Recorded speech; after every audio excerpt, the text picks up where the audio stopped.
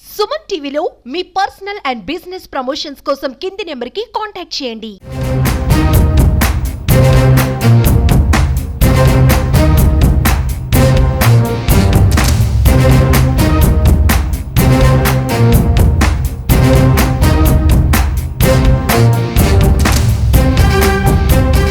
తన భర్త తనను మోసం చేశాడంటూ నిన్నటి నుంచి కూడా తన భర్త ఇంకొక అమ్మాయితో ఉంటున్నాడు. అక్కడికి వెళ్లి భర్త ఇంటి ముందే కూర్చొని నిరసనకు దిగినటువంటి బాధిత మహిళ నక్షత్ర చెప్తున్నవన్నీ నిజాలేనా, నక్షత్ర ఆరోపిస్తున్నవన్నీ వాస్తవాలేనా, ఇది తెలుసుకునే ప్రయత్నంలో భాగంగా మనం తేజ్ వాళ్ళ ఇంటికి వచ్చాము. అంటే నక్షత్ర వాళ్ళ మావయ్య గారు వాళ్ళ ఇంటికి. సో వాళ్ళ ఫాదర్ కూడా మనతో పాటు ఉన్నారు, తేజ్ వాళ్ళ ఫాదర్. ఆయనతో మాట్లాడదాం. నమస్తే సార్, మీ పేరండి? రంగనాథన్. ఇప్పుడు తేజ్ కి నక్షత్రకి ఎప్పుడు పెళ్ళయింది సార్? ఇప్పుడు మీ కోడలు ఆరోపిస్తున్నా, అంటే తను ఆరోపణలు కాదు ఇవి వాస్తవాలంటూ నిన్న మీడియా ముందుకు వచ్చింది. తేజ్ ఇంకొకరితో ఉండడం, అక్కడికి వెళ్లి ఆమె నిరసన తెలపడంతో పాటు మీడియాని పోలీసులను కూడా తీసుకెళ్లింది అమ్మాయి. ఇదంతా మీరు కూడా చూసే ఉంటారు. ఏం జరిగింది సార్? మీ నుంచి ఏం చెప్పాలి అనుకుంటున్నారు? ఇందులో చెప్పడానికి ఏం లేదండి.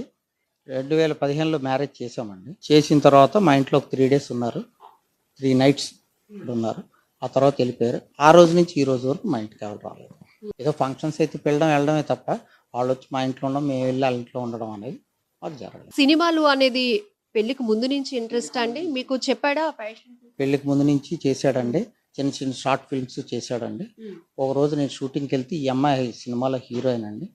ఇంతకుముందు ఈ అమ్మాయి 2 picturesలో యాక్ట్ చేసింది. తర్వాత వీడికి హీరోయిన్గా వచ్చింది. మరి ఏంది ఏ కారణాలో మనకు తెలియదు, ఆ సినిమా ఆగిపోయింది. ఆ తర్వాత వీళ్ళు పెళ్లి చేసుకున్నారు. పెళ్లి చేసుకున్న తర్వాత ఏం జరిగింది ఏంటనేది మనకు తెలియదు. చాలాసార్లు గొడవలు అయితే నేను అలవడం జరిగింది.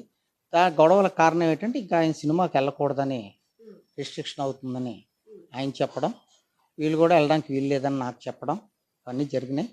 ఇద్దరు సినిమా ఇండస్ట్రీలో ఉన్న వాళ్ళే అక్కడే కనెక్ట్ అయ్యారు, ప్రేమించి పెళ్లి చేసుకున్నారు. మీ అందరిని పెద్దలను ఒప్పించి సినిమాలు వద్దు అనేది ఎవరి నుంచి వచ్చిన డిమాండ్? దానికి మీ నుంచి గానీ మీ అబ్బాయి నుంచి గానీ ఆన్సర్ అదే కారణం అంటున్నారు కదా ఇద్దరి మధ్య గొడవలకి. అలా వాళ్ళు చెప్పడం, ఆడు సినిమా పిచ్చి ఉంది, నేను సినిమాలోనే చేస్తాను, నేను స్క్రీన్ మీద కనబడాలని ఆన పట్టుతాను, నువ్వు సినిమాకి వెళ్ళడానికి వీలు లేదని వీళ్ళు పట్టుతాను. అంతకుముందు ఉద్యోగం లేదండి. సినిమాల్లో తిరిగి సినిమాలో ఒక సినిమా యాక్ట్ చేశాడు, అప్పుడు కూడా ఉద్యోగం లేదమ్మా.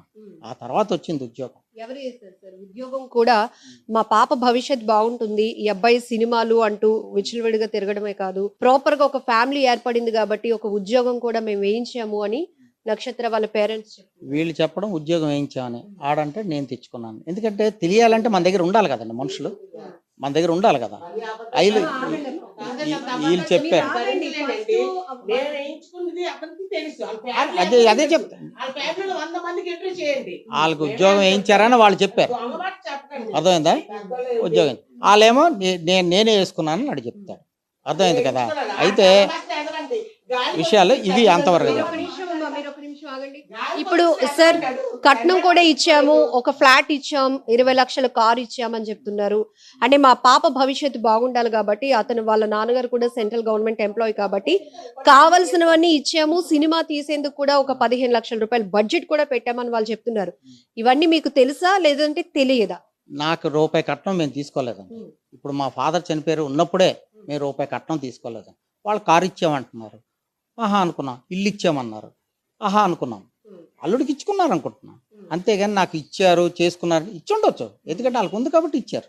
నాకు లేదు, నేను తండ్రిగా చూసుకున్నారా సార్ ఆర్థికంగా? అంటే కూతుర్ని ఇచ్చినందుకు అల్లుడికి అన్ని బాగానే చూసుకున్నారా? నేను ఒక విషయం చెప్పాలి, ఇక్కడ చూసుకున్నారా లేదా అన్నది చూసుకుంటారు. ఎవరు అల్లుడిని ఎవడు చూసుకోకుండా వదిలేరు. బట్ 3వ రోజు వెళ్ళిపోయిన తర్వాత ఏం జరుగుతుంది అన్నది మనకు తెలియదు. పెళ్లి అవ్వకముందు నుంచి ఈ రకమైన అలవాట్లు ఉన్నాయా మీ అబ్బాయికి? పెళ్లి అయిన తర్వాత మారాడా, లేకపోతే సినిమాలు తర్వాత ఆ అబ్బాయి బిహేవియర్ లో చేంజెస్ వచ్చాయి? ఏం గమనించారు అసలు? పెళ్ళి అవ్వకముందు నా కొడుకు ఏవి లేవండి, ఎలాంటి అలవాట్లు లేవు. పెళ్ళి అయిన తర్వాత గొడవలు వచ్చాయి. గొడవలు దేనికి వచ్చాయంటే సినిమాకి వచ్చాయి.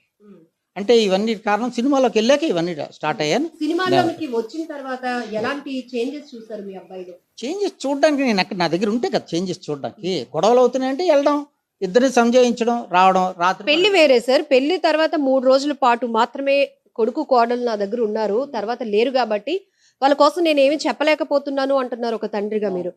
కానీ సినిమాలు అనేవి పెళ్లికి ముందు నుంచి ఉన్నాయి. సినిమాల్లో ఇష్టపడి పెళ్లి చేసుకున్న వాళ్ళే వీళ్ళిద్దరు. సినిమాల్లోనికి వచ్చిన తర్వాత కాస్త లగ్జరీ లైఫ్ కి అలవాటు పడ్డాడు అని మీ మిసెస్ కూడా చెప్పారు, అంటే తల్లి. సో దీన్ని మీరేం చెప్తారు? లగ్జరీకి అంటే మరి నేను దానికి సమాధానం ఏం చెప్పలేను. లగ్జరీకి అలవాటు పడ్డాడో చేస్తున్నాడో ఏంటనేది తండ్రికి తెలియాలి కదా. తండ్రి ఏ షూటింగ్లకి వెళ్ళలేదు. వాళ్ళని అడగండి, ఆ పిల్ల కూడా షూటింగ్లు ఉంటుంది కానీ నేనే షూటింగ్లు గట్రా వెళ్ళలేదు. ఒకే ఒకసారి రూమ్లో వీళ్ళిద్దరిని చూశాను, హీరో హీరోయిన్. దట్స్ ఆ రోజు నుంచి ఈ రోజు వరకు నేను ఎప్పుడు వెళ్ళలేదు షూటింగ్. ఎందుకంటే నేను చెప్పాను నా కొడుకు, నాన్న మనకు అంత కెపాసిటీ లేదు, మనం తట్టుకోలేము, వద్దు నాన్న అన్నాను. లేదు నాన్న నాకు సినిమా లేదు అన్నాను. ఓకే. నక్షత్ర ఎలాంటి అమ్మాయి సార్? మీ కోడలు గురించి చెప్పాలంటే మీరు ఏం చెప్తారు? నిన్న ఫోన్ లో కూడా అత్తయ్య మీ అబ్బాయి ఇలా చేస్తున్నాడు, అత్తయ్య మీ అబ్బాయి ఇంకొకరితో ఉంటున్నాడు, నాకు నా కూతురికి అంటే మీ కోడలనైనా నాకు మనవరాలకు అన్యాయం చేశాడు అత్తయ్య అంటే ఆమె బాగా రెస్పాండ్ అయ్యారు. అంటే మీ భార్య చాలా మంచిదను కదమ్మా, నీకు సపోర్ట్ గా మేము ఉంటాము, అత్తయ్య మామయ్యగా మేమిద్దరం నీకు సపోర్ట్ గా ఉంటాం, వాడు ఇలాంటి అలవాట్లకి గురయ్యాడు అనేది కూడా మేము నమ్మలేకపోతున్నాము, ఖచ్చితంగా దీని మీద ఒక డిస్కషన్ చేసిన తర్వాత స్టెప్ తీసుకుందామమ్మా, నువ్వు ధైర్యంగా ఉండు అని కూడా మీ వైఫ్ అంటే మీ కోడలు గారితో మాట్లాడారు. మామయ్యగా మీరేం చెప్తారు? నిన్నటి నుంచి జరుగుతున్నదంతా కూడా మీరు టీవీలో కూడా చూసి ఉండొచ్చు. మీరు అంటున్నారు నా దగ్గర నా కొడుకు లేడు, కోడలు లేదు కాబట్టి నేను వాళ్ళ కోసం ఏమీ చెప్పలేకపోతున్నానని.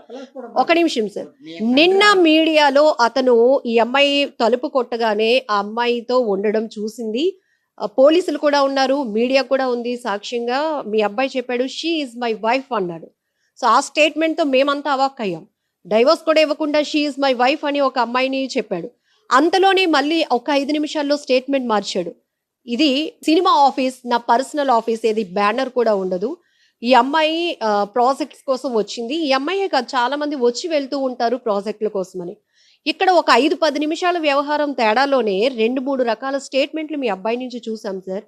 సో మీరు కని పెంచున్నారు కాబట్టి మీ అబ్బాయి కోసం మాకన్నా మీకే బాగా తెలుస్తోంది. దీన్ని ఎలా చూస్తారు అసలు?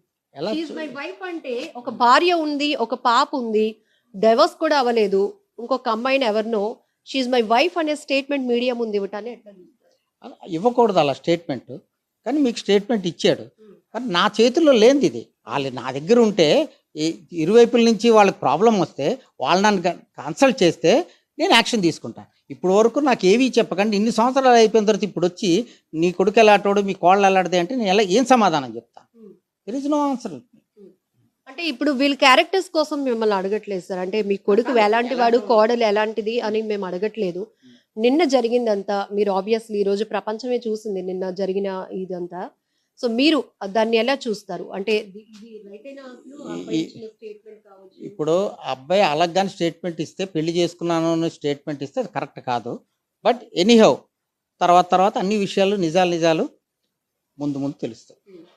కేసు పెట్టావని వీళ్ళు నాకు చెప్పలేదు, కేసు పెట్టే ముందు వీళ్ళు చెప్పలేదు, కేసు అయ్యిందని కూడా నా కొడుకు నాకు చెప్పలేదు. కొద్ది రోజులు పోయాక నాకు చెప్పాడు, డాడీ కోర్టులో కేసు ఉంది, కోర్టులో కేసు ఉన్నప్పుడు మేము ఎంత మంచోళ్ళమైనా వాళ్ళెంత మంచోళ్ళు మేము ఎంత మంచోళ్ళు మేము వాళ్ళు మాట్లాడుకోకూడదు.